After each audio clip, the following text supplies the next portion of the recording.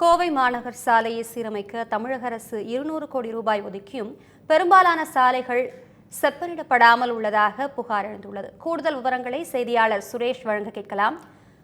சுரேஷ்குமார், கோவை மாநகரில் பெரும்பாலான சாலைகள் செப்பனிடப்படாமல் உள்ளதாக புகார் எழுந்திருக்கிறது. மேலும் என்னென்ன இன்னல்களை பொதுமக்கள் சிந்திக்கின்றனர்? இது குறித்த விரிவான தகவல்கள். வணக்கம் அபிராமி. கோவை மாநகராட்சியில் மொத்தம் 100 வார்டுகள் இருக்கின்றன. இந்த 100 வார்டுகளில் உள்ள சாலைகளை மேம்படுத்துவதற்காக, பழுதான சாலைகளை மேம்படுத்துவதற்காக 200 கோடி ரூபாய் தமிழ்நாடு பட்ஜெட்டில் இருந்து அறிவிக்கப்பட்டது. இந்நிலையில் பல இடங்களிலும் பல மாதங்கள் ஆகியும் இதுவரை அந்த போன்ற எந்த ஒரு சீரமைப்பு பணிகளும் மேற்கொள்ளவில்லை. அதற்கு மிகப்பெரிய உதாரணமாகவே ராமநாதபுரம் சந்திப்பிலிருந்து நஞ்சுடாபுரம் வரை இருக்கின்ற 3 கிலோமீட்டர் தொலைவிலான இந்த சாலையை உதாரணமாக சொல்லலாம். 24 மணி நேரமும் புழுதி பறக்கக்கூடிய ஒரு சாலையாகவும், குண்டும் குழியுமாகவும் மேடு பள்ளமாகவும் இந்த சாலை அமைந்திருக்கிறது. குடிநீர் திட்டங்களுக்காகவும் பாதாள சாக்கடை திட்டங்களுக்காகவும் தோண்டப்பட்டு அதனை முறையாக செப்பனிடாமல் கிட்டத்தட்ட 6 மாதங்களுக்கு மேலாக இந்த சாலை அப்படியே விட்டுருக்காங்க. இதனால் இந்த பகுதியில் செல்லக்கூடிய வாகன ஓட்டிகள் கடும் சிரமத்துக்கு ஆளாகிறாங்க.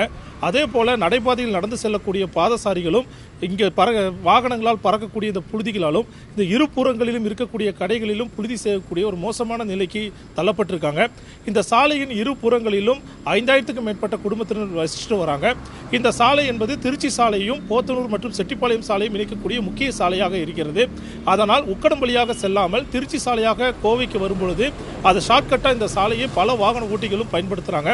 இதனால் அத்தியாவசிய தேவைகளுக்காகவும் கல்லூரி பள்ளி தேவைகளுக்காகவும் வெளியே வாகனத்தில் வரக்கூடிய பொதுமக்கள் இந்த சாலைகளில் வர முடியாமல் பல்வேறு இன்னல்களுக்கு ஆளாகி வராங்க. இது தொடர்பாக நம்மிடையே பேசுவதற்காக இந்த பகுதியை சேர்ந்த நபர் இருக்கிறார். அவரை கேட்கலாம்.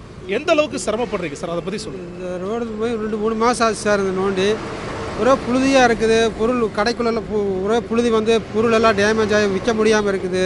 கேட்டால் வந்து பழசான பூரா டஸ்ட்டு, டெய்லி டஸ்ட் அடிச்சுட்டு ஒரு இதாக புழுதி மண் பூந்துக்கிட்டே இருக்குது டெய்லியும். அதனால் ரொம்ப சிரமம். உள்ளுக்குள்ளே பூரா புழுதி தான், பூரா எதை தொட்டால் மண், எதை தொட்டால் மண் வந்துக்கிட்டே தான் இருக்குது. இது வந்து எப்போ சரி பண்ணுவாங்கன்னு தெரியல எங்களுக்கு. உடனே சரி பண்ண உங்களுக்கு இந்த புழுதியால் சுவாச பிரச்சனை இது போன்ற பிரச்சனை இருக்குது. இது இருமல் வந்துகிட்டே இருக்கும். அப்புறம் நிறைய டஸ்ட்டு, எல்லா கடையிலுமே டஸ்ட்டு நிறைய ஆகுது. பூரா பொருள் வாங்க கஷ்டம். எதனா எவ்வளோ தான் தொடங்க சொல்ல கை பூரா கருப்பாக இருக்குது. கஷ்டம் வந்து ஏன்னா பழசான்னு கேட்குறாங்க. நமக்கு எப்படி நாங்கள் வியாபாரம் பண்ணுறதுங்கலாம். போக்குவரத்து நெரிசல் எந்த அளவுக்கு ஏற்படும்? போக்குவரத்தெல்லாம் யூ-டர்ன் போடணும், போக்குவரத்து போயிட்டே இருக்குது. ஆனால் அந்த வண்டி போக வரது புழுதி கிளம்புது. புழுதி கிளம்பு டஸ்ட்டு நிறைய ஆகுது. அது சீக்கிரம் சரி பண்ணாங்கன்னாங்க சரியாக்குங்க. பல மாதங்களாக முறையாக செப்பனிடாமல் இந்த சாலைகள் அப்படியே இருப்பதால் இங்கே இருக்கக்கூடிய பகுதி மக்களுக்கு சுவாச கோளாறு போன்ற பல்வேறு பிரச்சனைகளை சந்தித்து வருவதாக வேதனை தெரிவித்திருக்கிறார்கள். அபிராமி,